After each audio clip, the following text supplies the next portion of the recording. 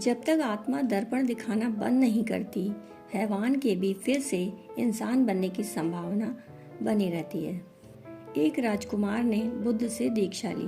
पहले दिन ही वह भिक्षा मांगने गया था। बुद्ध ने जिस द्वार पर भिक्षा के लिए भेजा था, वहां उसने भिक्षा मांगी। वहां उसने भोजन किया और लौटकर बुद्ध से कहा, क्षमा करें, वहां मैं दोबारा नहीं जा सकूंगा।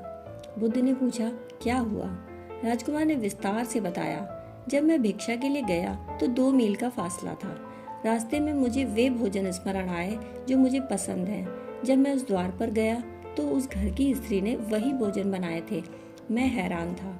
मैंने सोचा संयोग है, लेकिन फिर जब मैं भोजन करने बैठा तो मेरे मन में यह ख्याल आया कि रोज अपने घर में भोजन के बाद 2 क्षण विश्राम करता था। आज कौन विश्राम करने को कहेगा?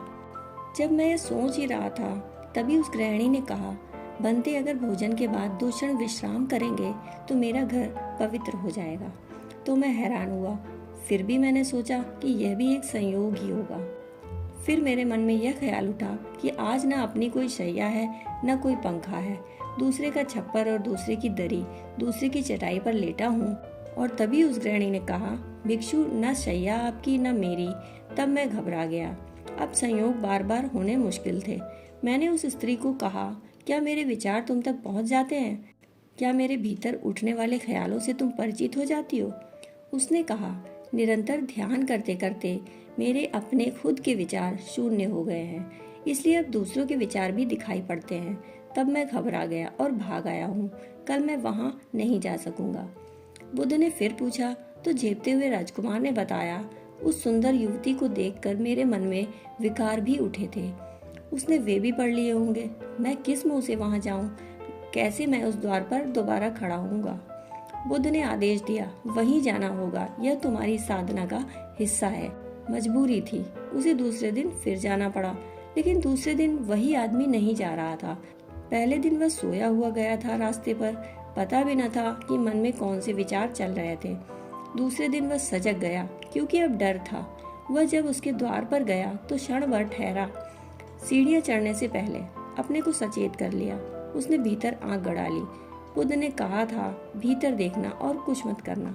इतना ही स्मरण रहे कि अनदेखा कोई विचार ना हो, बिना देखे हुए कोई विचार निकल ना जाए। इतना ही स्मरण रखना बस। वह सीढ़ियां चढ़ा, अपने भीतर देखता हुआ। अब उसे अपनी सांस भी दिखाई पड़ने लगी। उसे अपने हाथ पैर की हरकतें भी दिखाई पड़ने लगी।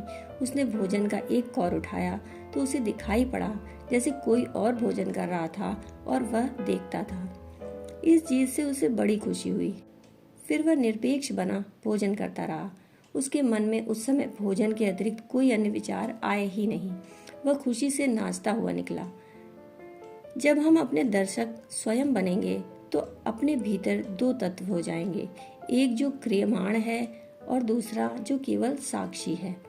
हमारे भीतर 2 हिस्से हो जाएंगे, एक जो सारे कर्म करने वाला है, दूसरा केवल निगरानी रखने वाला। व्यक्ति संसार से तो झूठ बोल सकता है, संसार को ठग सकता है, स्वयं को कभी नहीं। जब तक उसके अंदर बैठी उसकी आत्मा उसके अच्छे बुरे का दर्पण दिखाती रहती है, वह इंसान बना रहता है।